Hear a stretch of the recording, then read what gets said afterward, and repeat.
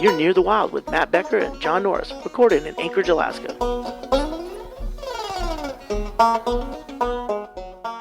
Hello? Hey, Matt Becker. Hello. How are you, sir? Ooh, that sounds good. What'd you do? I'm just using my new microphone. What'd you get? I got that one you suggested. Which one's that? What was it? The Xavier 2000? Xavier 2000? The Knickerbocker? What was it? It's on the back. I don't want to touch it. Oh. But yeah, the little gray one. The little gray one, you said, hey, that might work. Right on. Sounds good. Mm-hmm. Any word from John? Not yet. Yeah, we'll let it roll. I know. I have to go get fingerprinted for the corporation. Oh, really? Yeah. And they were like, can you go like right now? And I go, well, I can't right this second. I realized from working as much as I do, my fingerprints are really thin. It looks very suspicious. As it turns out. And I have cherry juice on my fingers, so it looks like blood. I go, I don't know if I want to do this. And then they go, it's not at the trooper station like normal. It's at the some independent group that does fingerprints and someone's house. Yeah, it's Green Doors. It's over by Dino's Donuts. So I said, oh, okay. I'll get the glaze-filled fingerprints. So what do you have to get fingerprinted for? For a corporation, they do for the liquor license. They do background check. All right. Yeah. They put a colonoscopy. Yeah. Hey guys, let me just go grab my microphone real quick. Hey. Was he shouting? How did we hear that without a microphone? I have no idea, but he sounded great. Yeah. For just his voice from Alaska to Arizona, that's pretty good. Hello. Hello, John Norris. Does that sound better? Worse? The same? It sounds a little better, but it got a bit of an echo. Yeah, I hear an echo there. Really? Mm-hmm. Are you speaking into a taco? Yes. I'm using my taco as a microphone. I'm going to go with in the library with a lead pipe and a taco. Echoey? Maybe it's because I'm at a wooden table? I don't know why it's echoey. No. It's more than likely it's a connection. But it's gone now. Yeah. Did I fix it? Well, alchemy. I don't know. Did you? Did you do anything, or are you just taking credit for fixing it? Oh, no, I did it. You might have done that on purpose just to come through and do their Munchausen by music or by sound or something. I went to the garage and got my toolbox, and I fixed it. All right, then sounds good. Yeah, I found the last beer in the funhouse. That is something. We did have... You're getting to be as lucky as Black Pussy. Yeah. John, the band Black Pussy was over here for Sunday, and we were just talking about that. But they left a wake of definite full day hangover syndrome. You're telling me a band called Black Pussy knows how to party? Fucking A. What I love about it, because we're actually broadcasting now from the Funhouse at Doug's property. Doug's in the UK, and what I love about us actually having a full working bar in the Funhouse is that people get behind the bar and love to play bartender. Because at first, no one was really doing it. They were a little nervous. And now, someone will go back behind the bar and make drinks all fucking day. And it's great because it was me doing that before and I didn't like doing it. It's a Sunday, man. So, it's a weird thing. I think people admire watching bartenders, but they never really get a chance to be behind a bar. Well, everybody wants to be a bartender. Bartending into karaoke. Yeah. It's a bar-a-roke. Everybody wants to be a bartender as long as they can stop whenever they want. Exactly. It's all fun until it's 1 a.m. and you're like, well, I just want to go home now. Hey man, did you hot hose those mats in the back? Those bar mats gotta be hung up, hot hosed, poke out all the fucking bottle caps, and I need them dry before you put them back on because I don't want anyone slipping. I'm going home. Be sure you do that. Everybody loves making the gin and tonics, but they don't want to slice the limes. So that's a one benefit to having the bar is that people will make pomegranate margaritas all day long and clean the glassware. So it's working. That's amazing. That was go ahead. So you good football night? Fuck, I don't really remember. I didn't win any. Remember the ending of the game?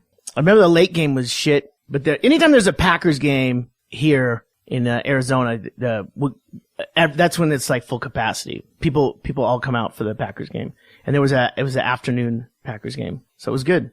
And then next week there's a morning game. I can't remember who they're playing. They just played 49ers. Well, anyway, on Sunday, and we're getting Castle Rock Kenny to bartend Sunday Bloody Mary Sunday. Oh, that's great. So heartburn it is. Ugh. So that's my preparation for the week. It's getting ready for like a salad and a drink. I mean, I just as soon make a scratch Bloody Mary, but he keeps talking about, hey man, where's this? Where's that? And I'm like, you know what? You're fucking behind there next week, at least for the first half. You tell me whatever you want, but anyone who complains so much about us not having ingredients here, now you're making them. Put me in, coach. Put me in, coach. I can do this, man.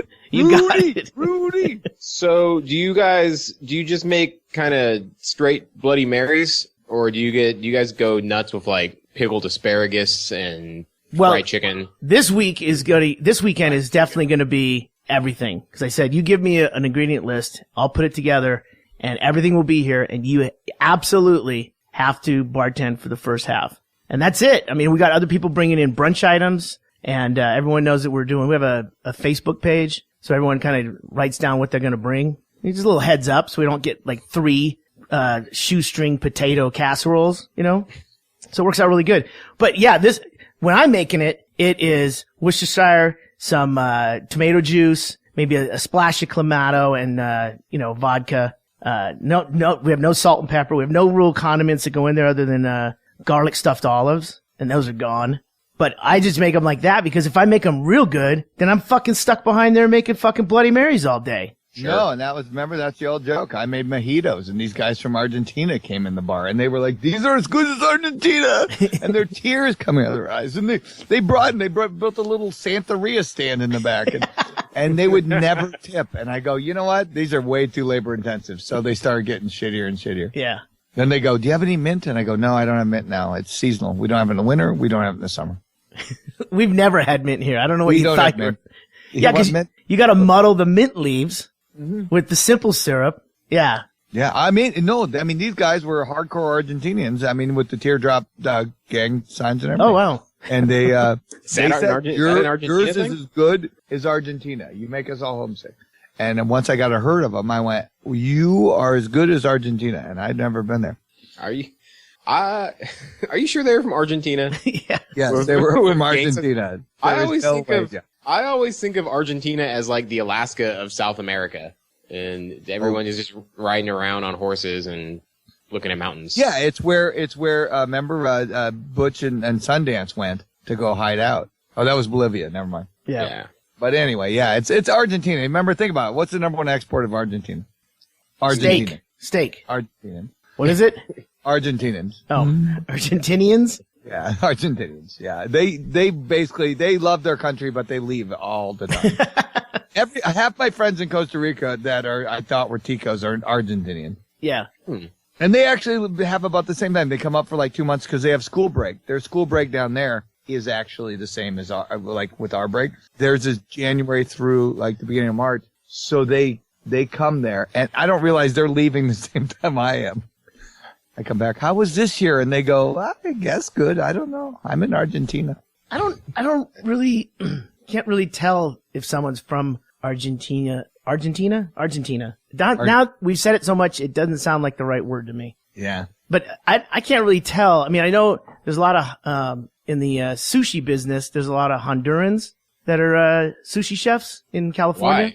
Why? I don't know. I think my buddy owns a sushi place. He said that he always hires when he opens a place, they hire a Japanese guy to come in, set everything up and get going. But then after a while, they end up basically just, it becomes a thing to where the commodity is having a Japanese, sushi chef. So that after he's there for a while, he just finds another gig and goes and they pay him more. So then he kept trying to find more Japanese guys to come in, but the Hondurans were doing all the work. So he said, fuck it. And he just hires Honduran guys to do all the sushi prep. And would you say Hondurans are the most Asian looking of the Latino world? Well, I don't think that they're hiring them because of the look.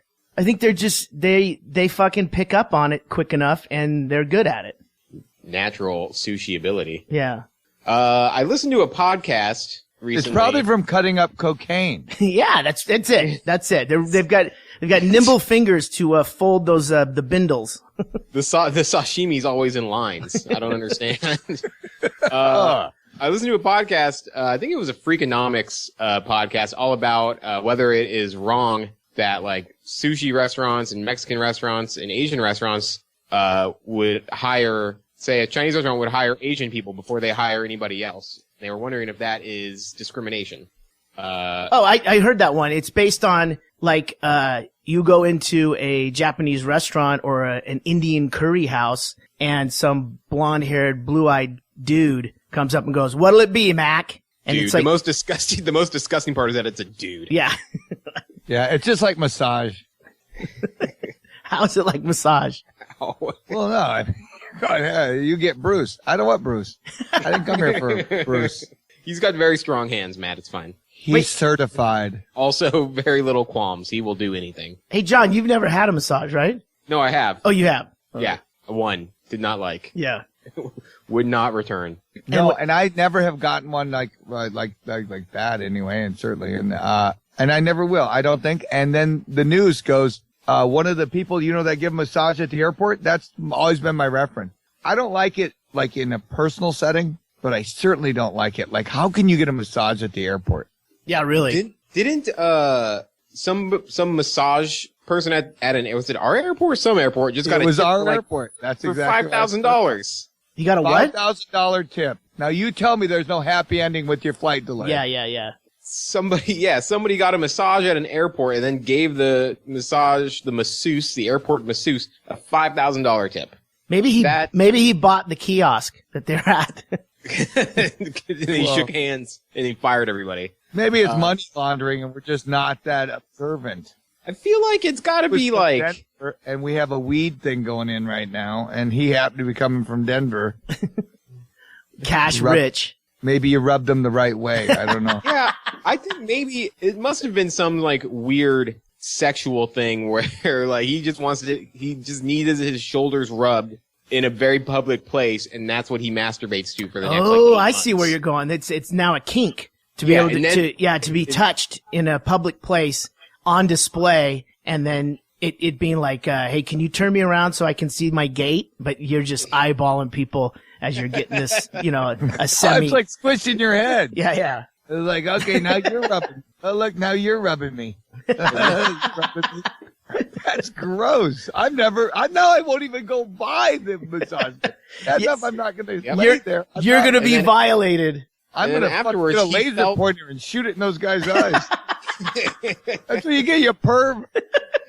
And he felt so guilty afterwards that he was like, take $5,000. Take $5,000. I'm sorry, I shouldn't have done this. I'm a bad person. Wait, are you here next week? Yeah. Airport massages. Yeah. I don't know. I mean, traveling is stressful, but I've never just been like, I can't move my neck. I need to get a massage in the airport. It's definitely strongly against it. Yeah. Yeah. We have a gal who lives right down the street on the same block, Van Dyke, where the main house is, and she's the gal that we were getting massages, like Sunday football massages, and she just moved in, and now she's here all the time, and she is as close to having a man give you a massage, because she's really her shoulders are real built, and she gets in there to where you're like, am I crying? I think you need to ease up a little bit there. See, but that's the thing. These are really certified people. If insurance didn't cover it, they'd be palm readers. For God's sake. This is getting ridiculous. You tearing my ligaments out of my shoulder might seem nice right now, but your body has you know when a car falls on you, you don't realize your ribs are all crushed at first. Yeah, at first. At later, you go, Jesus, I felt like a car fell on me. That's what this lady's doing to your shoulder. Oh, are you having trouble breathing? That's because I broke your rib, but don't worry. That snapping noise? I really got the knots out. It's weird. I Googled it before I did it. Yeah, you know what? Now that you say that, I mean, she does a good job, but I don't know what qualifications she has. Like if there's, I'm sure there's a school you have to. I used to date a girl who she went to massage therapy school, and bingo. That's what I'm saying. It's a scam. It's like Massage therapy school. It's the same place the Hondurans get sushi training. I went to journalism school, and I'm an awful journalist. So I went to journalism school, and quite frankly, I like reading the paper more than writing it. It doesn't make me a journalist. I'm sure this lady, I'm sure there was years and years where she was just ripping people in half and just ruining their backs, and she really dialed it in before she came over, Greg. Well, thank God I'm in line for massage now and not 5 years ago when she was ripping it in half. Just people were just leaving with their arms disconnected and just unable to walk. I have 2 elbows on my left arm now. What happened? Did I fall asleep? Oh, look, you're double jointed. No, I'm not. No, I'm not. No, I'm not. Ow. I don't care for. I don't know. I like to be coiled. I like to just be all coiled up and I don't need my back to feel loose and free. I want to feel coiled up I'm ready for action. You know what I'm doing dog massage. I'm going to do dog massage. What is a dog massage? I don't know. I bet it's just nothing. I can just go up, rub your dog, pet him. You know how dogs, if new people pet them, you scratch them behind you. You find the spots that their owners don't touch, and all of a sudden they get all giddy and they rub against you. Oh my God, you are the best. You're strange. It's strange hand. You know what I saw That's a hooker, Becker. You just described getting a hooker. Oh no, it's massage. I went to school for this. You mean you read the pamphlet? No, I went to. We were at the mall in Sierra Vista out here, and Sierra Vista is not a big town, and there's 40,000 people, military town, and they have one of those old style malls where it's all on the inside, and they've got a couple anchor stores, and there's not much going on, in a movie theater, right? But I'm walking in there, and it's this is an enclosed mall, and I see this guy with his wife and kid, and he's walking their dog, but it's not it's not a lab, it's not something you would associate with a service animal. And I'm looking at, it's got the saddlebags, the red. Usually they ID them by putting some service animal, and there'll be a generic, a Swiss Army, cross on it. And it was wearing a cargo vest. Something like that, right? And then I take a look, and they're walking along, and just nobody's paying attention, but I'm seeing the dog is rather excitable, which then it's wait a minute, that's not a good service animal. And then it's not in training, because as I looked at the bag, it said REI. It didn't say service animal, which, attention to detail. If you would have just gone to a kiosk at the swap meet, they would have stitched in service animal, please do not pet, or, something to make it look legit. But I looked at it and I said, Tracy, this guy's he doesn't even care. He's not even trying to make it look like that's a service animal. He's just saying, hey, you know what? This is about the same color red. Let's fucking walk through the mall and see if anyone says anything. No, he just doesn't want to carry his shit. He doesn't like to have things in his pockets. Yeah, exactly. So he puts them all in his dog. Yeah. I respect that. That's a form of intelligence. But if you went up to him and you said, what does your service animal here? What does what tasks does he perform? And there's nothing. It's not trained. Decorator. It's my decorator. If you talk to him, he gets a boner really quickly. Quick. I don't know if that's a skill. No, I've noticed more and more dogs. I was at Fred Meyer's. Somebody had a dog, and I was at Lowe's, and someone had their dog in there, and it was a little cute little thing, and it was sitting there just yipping and screaming in the cart by itself. People are starting to treat their dogs like they do their kids. Yeah, I do. I treat my dog like it's a kid. But that's I'm not going to leave him in the car. Someone will break my window, but I'll leave him in the cart, let it bark while you're looking for paint.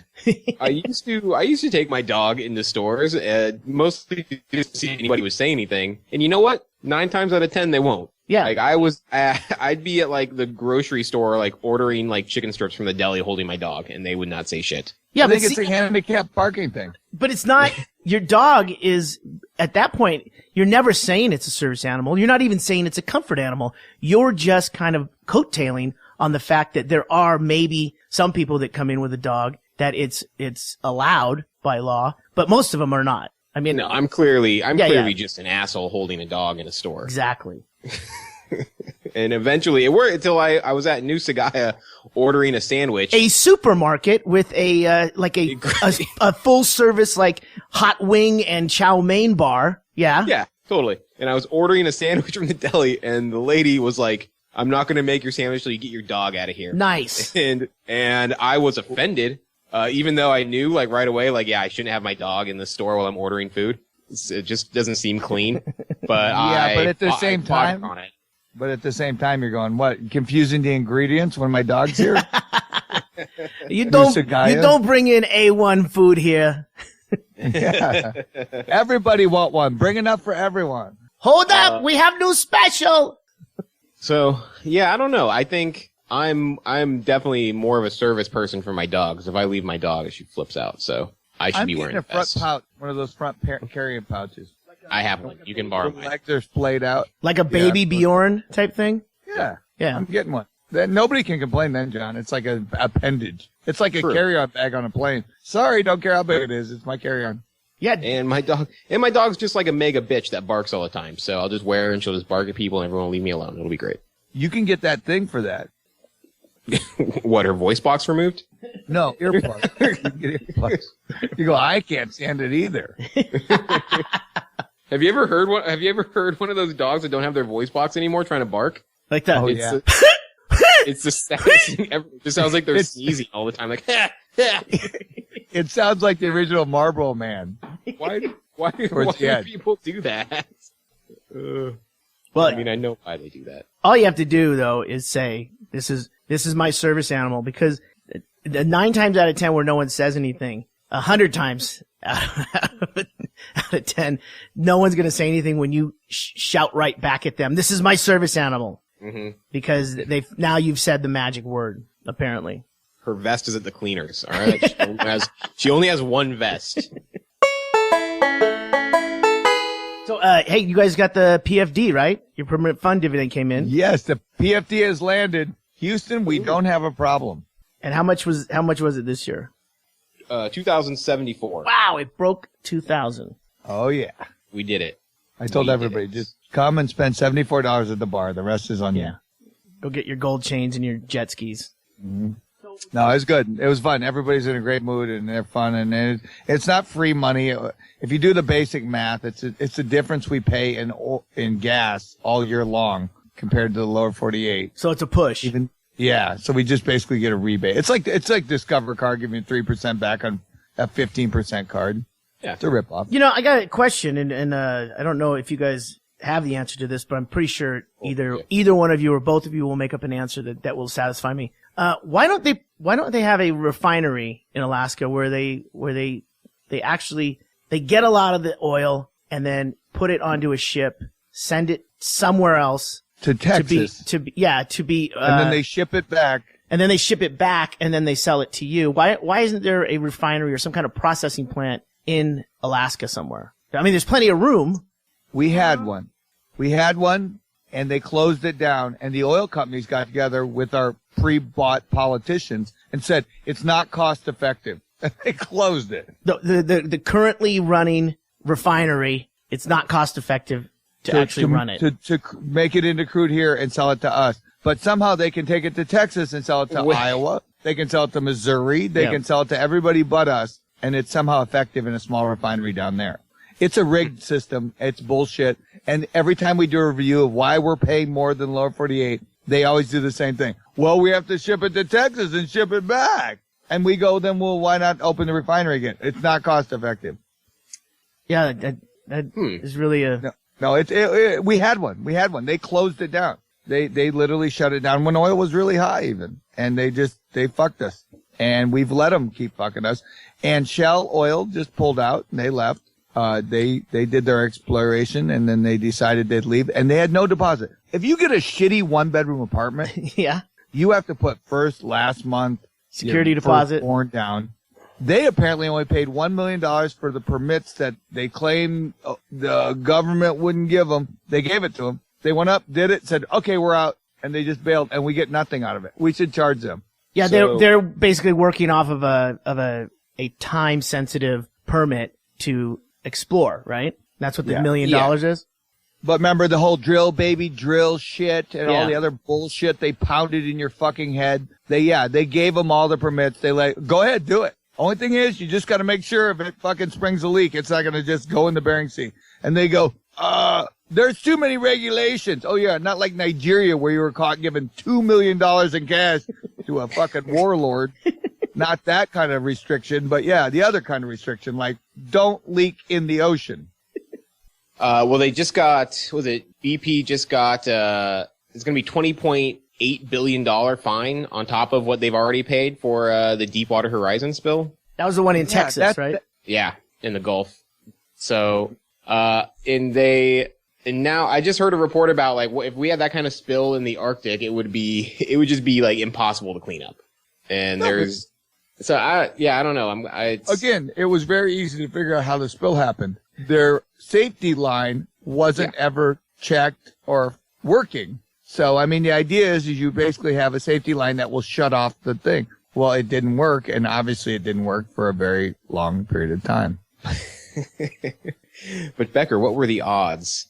They're definitely gambling on that one. That's for sure. I will bet you $50 billion they could have had a working one. Yeah. Well, yeah, I don't know. I guess the oil, like, Shell leaving here, like, everybody treats it as, like, a big environmental, like win. A win? Yeah. But really, if oil was still $100 a barrel instead of 50, they would be drilling. And I guess they probably will again in like 20 years. Yeah, it's probably, it's tied more to the current cost of light sweet crude, probably more than anything else, correct? I would think so. Yeah, I mean, that was that part picture. Maybe it's a picture of the sad polar bear they saw. Maybe Shell just was like, oh man, we need to change our ways, guys. But he was still white. That's a problem when you're dealing in polar bear country. If you get oil on him, it really stands out. Yeah. But yeah, in the end, you just look at it. We're a state that runs on oil. It's here. It's not going anywhere. Maybe if you didn't let Iran flood the market with oil and OPEC continue to flood the market with oil. You know what? One of the heads of OPEC, their kid, he was in line to be the next czar of oil. He 33 died of a heart attack. I need to get. You know what that tells me? You can be born with a golden spoon, but don't get it too close to your nose. He did not die from black crude. Yeah, I don't think so. Speaking of heart attacks for people in their early 30s, I took my so my girlfriend got one of those Fitbit heart rate monitor things. The thing you wear on your wrist that counts your steps, and can it also does it record your heart rate? Yep. This one does. It's got a little like laser that I'm sure gives you wrist cancer eventually. I put it on. Apparently my heart is going to explode. Just through the roof. So I spent like a week eating nothing but like whole grains. Whole grain everything. And like, making doctor appointments and stuff. And then I put it back on and it was a mistake. It's fine. So maybe you had it, it was maybe connected wrong, or it wasn't? Maybe I had it on backwards. Yeah. Maybe, I shouldn't have watched it after, or I shouldn't have put it on after like watching, 20 minutes of porn while doing cocaine. Yeah. Who knows? You know what amazes me is, John, you somehow think like healthcare can be treated like studying for a final. Yeah, I cram for it. If you're just healthy for a week, you don't drink for a month, a year. I'm fine. You decide to just eat healthy for a week and go, I'm good. Or whole grains. Then I go back to my normal diet of nachos and pizza. It's fine. It's a victory party. Yeah. I'm healthy. You ever dip things in nachos? Yeah, I have. But I'm like, I don't know. Lately, I've been very prone to just like panicking about my health, and I should probably just see a doctor. Yeah. Is there something going on that you think you need to go to a doctor? I mean, your eye, you had that eye issue a little while ago. Well, I went to the emergency room for my appendix because it was like, I thought it was bursting and it was inflamed, but then they gave me antibiotics and it was fine. So you were right about the appendix? Well, it was definitely inflamed, but I mean, how did you know you had an inflamed appendix? Poking my stomach and WebMD. I don't know, the same way the doctor knows. Okay. But I guess it's fine. Like, I kind of just want it out because I'm pretty sure it's going to explode. I need to stop reading WebMD. So what did they say was like, you're just eating way too much fennel, so you got to slow down on the fennel and maybe eat a bunch of whole oats for a week and calm down.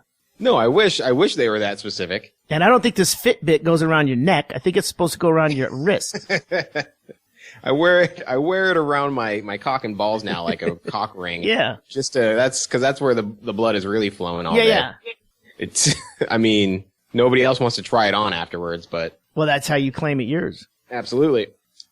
No, I don't know. My appendix is probably going to burst. It's a ticking time bomb. I don't know. Is that, I mean, that is weird. I've never heard, that was when you had that. I was like, I've never heard of inflamed appendix. And I went, maybe I've had it before. I just thought it was something else. But I don't have health care, so I have to live vicariously. Yeah.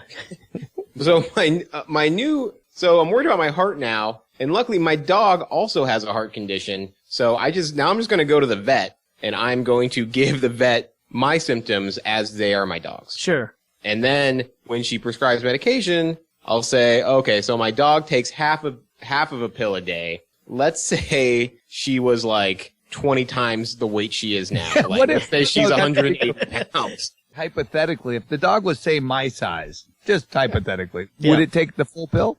Or would it take like 12 of those pills in a day? There you go, binging again on healthcare. Why did you have a bee in a bag? Yeah, it's when we did the Sea Life Center when I let the bee go in the elevator. That's right. to jog a memory. Yeah. That was the biggest bee I've ever seen in my life. Colony collapse, maybe, but they're definitely breeding them like fucking sports players. Do you remember? Because we waited 2 hours. You can't leave Becky with a cooler of beer for 2 hours in the summer waiting to go on a road trip. She just kept downing beers. She goes, I'm fucking hammered. Where are they? I'm not going to go. And I'm like, you have to go. And so Father, he goes, look at that bee. I go, I thought it was a bird. Yeah. And I was like, so I caught it with my net and then I put it in a plastic bag and put it in the freezer so it would go dormant. And that's right. Because it slows them down, right? I was going to release it in you guys' room because I thought we were all, whatever, commingling anyway. I was going to release it in the room and write on the mirror in the bathroom, put it in the bathroom because the thing hummed like a hairdryer. I was going to release it right on the mirror with lipstick, right? Don't be late. It was just so noticeable. I mean, you could hit it like a puppy. I mean, it was not like you were going to get stung. It was too big. But, yeah, and then on the way up the elevator, I fucking looked at, I had an empty plastic bag. I'm like, fuck, what happened to my bee?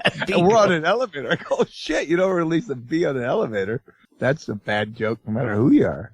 And, it ended up getting away in Michelle and Duran's room. And then she opened the door and I heard the thing coming down the hallway with the door shut.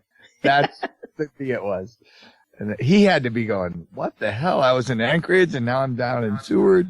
I don't know anybody in Seward.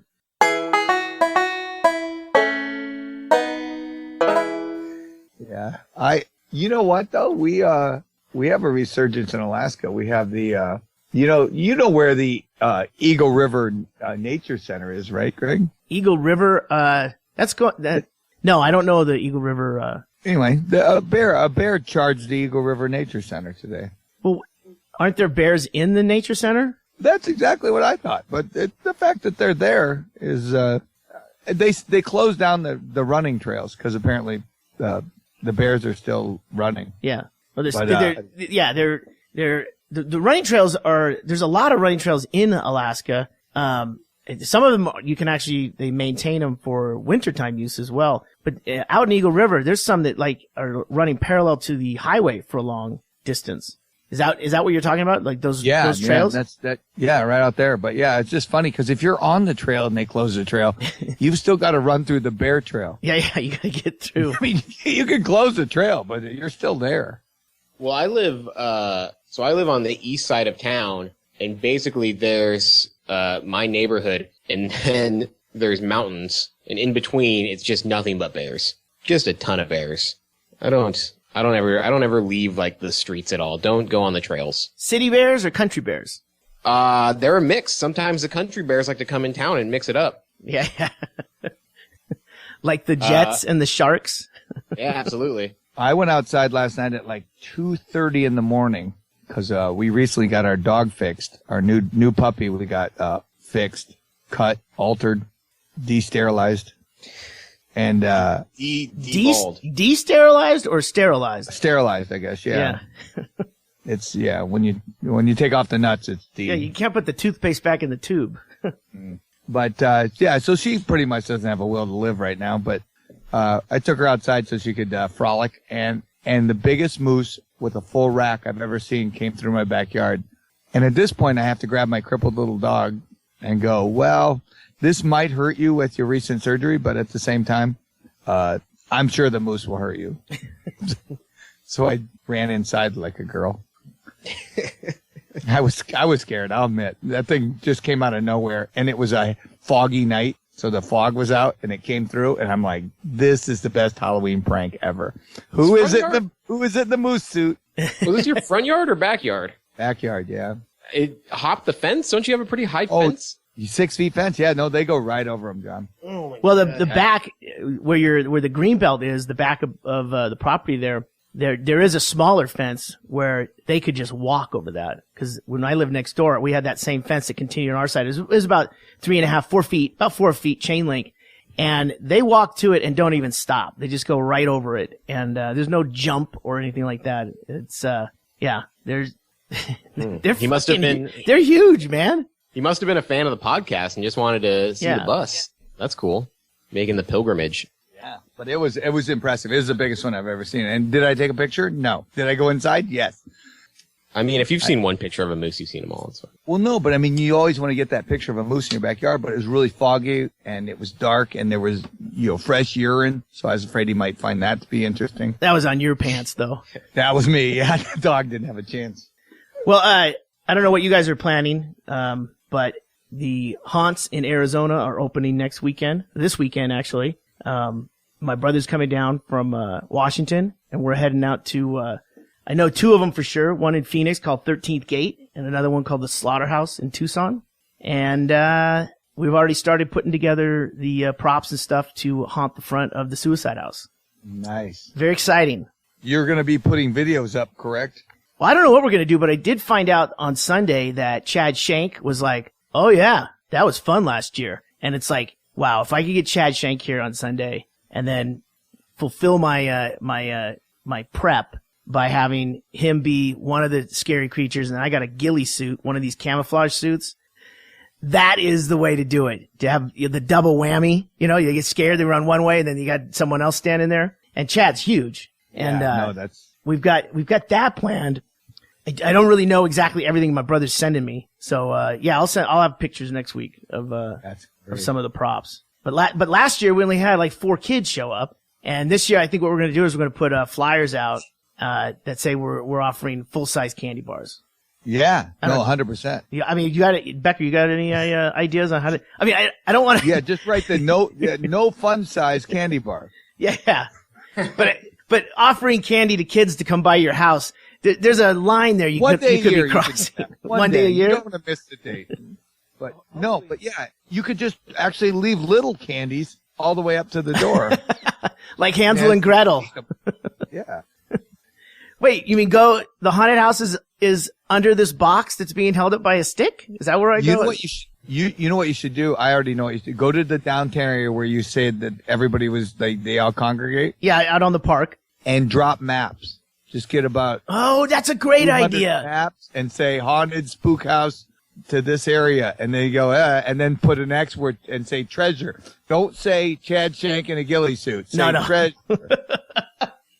Oh, that's brilliant, Becker. Yeah, because they'll all go. Because they'll be like, have you heard about this? And they'll all think they're in on it. They're the only one. Treasure map of horror. Yeah. But are you going to, so do you have a date on the map so people don't find it like in November and come over? Oh, yeah. It's Halloween night. That's it. Okay. It's fucking one night.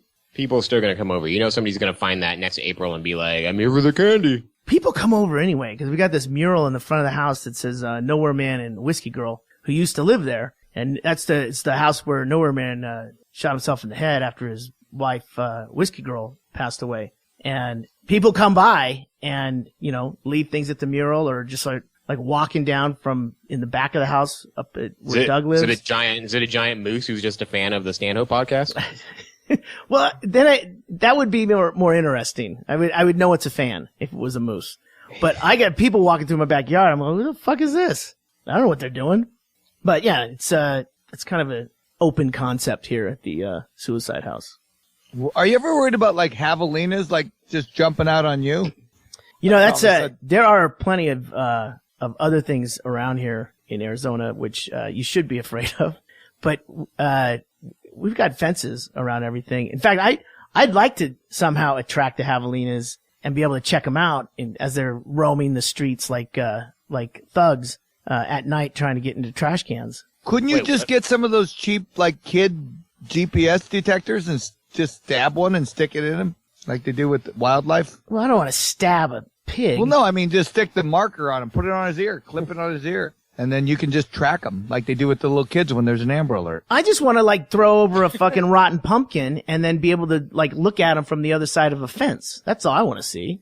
Oh, put a GoPro inside of a pumpkin. Yeah, until he eats the GoPro. Well, I mean, okay. Then he'll eventually 2 days shit later, out that you GoPro. got your film. But I do want to get the, I gotta follow him for 2 days. Fuck that.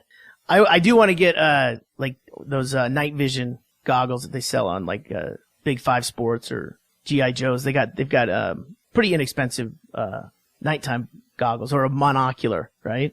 Because that's the thing is they know where to hide and they're hard to see anyway. No, I have that down in Costa Rica. I have it. And those are amazing because the darker it gets, the better you can see. So when it's pitch black up there, you can see like daylight out there. Yeah. It's amazing. And the only thing that screws you up is if somebody shines a light on you, now you're blind. And now you're actually, it reverses. And then all of a sudden you're the victim. We have comedy. We have, a young man, coming, tonight. Wait a minute. You comedy at Koots. Yes, we do. And you're doing it. You're hosting or you're doing time? I'll be doing all week. It'll be fun. And, it'll be, Rob Cantrell, a young man named Rob Cantrell. Oh, yeah. Yeah. He's hysterical. Young fella. He's sponsored by one of the green, what are they? Just the green initiatives or one of these green armies. Political groups that, trying for legalization all across the country. He's a marijuana enthusiast. Yes. So if that's your cup of tea. Yeah. Yeah, last week's podcast, I actually put a link up to Rob Cantrell's good. His rooftop comedy, some clips. He's hilarious. Yep. And then I just booked a guy for October 13th, 2016. What? Yeah. A year from now? Yeah. You got to get in early. Okay. Can you tell us who it is?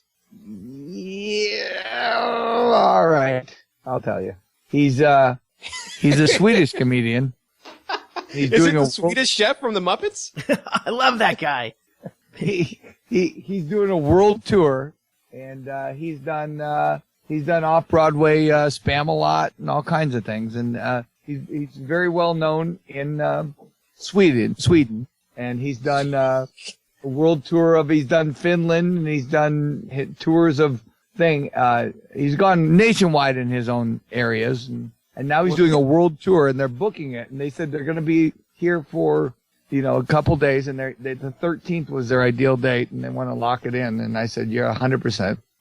And so it's a little advanced, I agree. Well, they do call Alaska the Scandinavia of North America, so. In 2011, he was honored for the Pavel Rommel, the best male performer by the magazine Opera in musical category. And he has done performances in Monty Python Spam-A-Lot, and he's pretty well known. And does he have a name? What?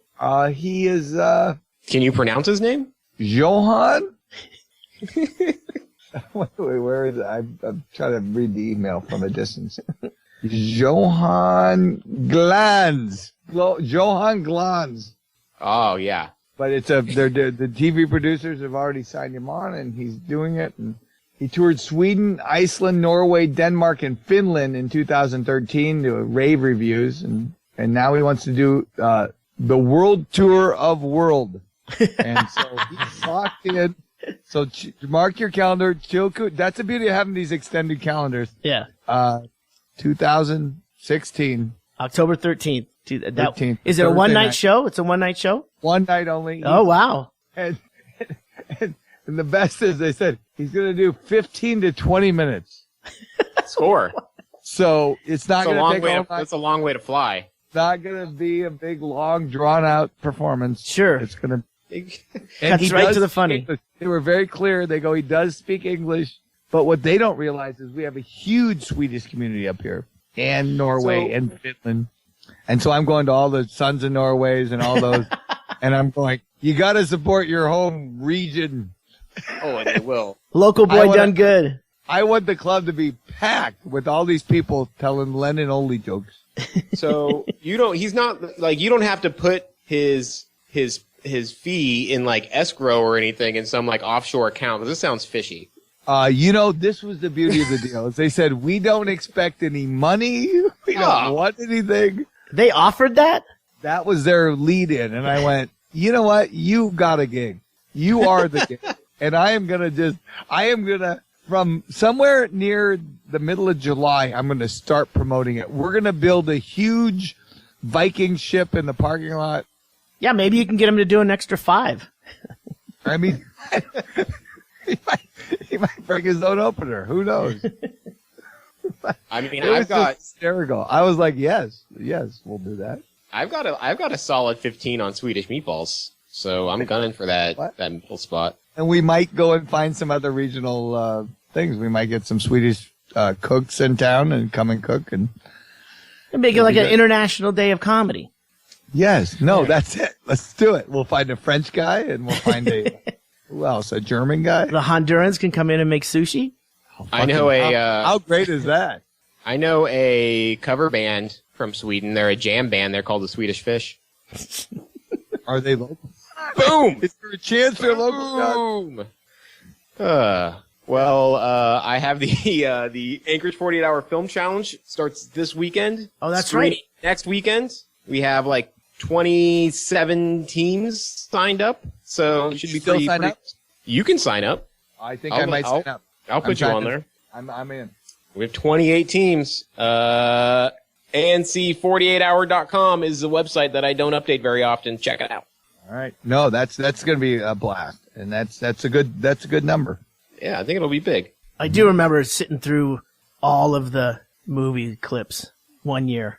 I felt like I was a judge. It's a great way to judge people in the community. Yeah, you get to really get an idea of like the people that really came at it with we're going to do something here, we're going to follow the rules. And then I noticed there were a couple people that like, wait a minute, you just kind of shoehorned in anything that was supposed to be into a storyline that you have probably been holding on to for some time. I know, and now I try to make it harder now. Like last year, I gave every team an Elvis Presley song and told them they had to base their movie on the song. Yeah. Which a lot of teams dropped out. Yeah, that was it. Oh, that was a deal breaker. It was tough. But a lot of teams made awesome movies. So I don't know. I try to make it the longer I've been doing this, the better I am at making things like hard so that you can't like pre-plan stuff, but also open enough that you can do anything you want. Well, I mean, you went with an artist that had a huge library. How could you not find something with all these the movies that he was doing? He had military movies. He had beach movies. Hawaii. Love Me Tender. Religion. Yeah. Fuck, there was. How would you?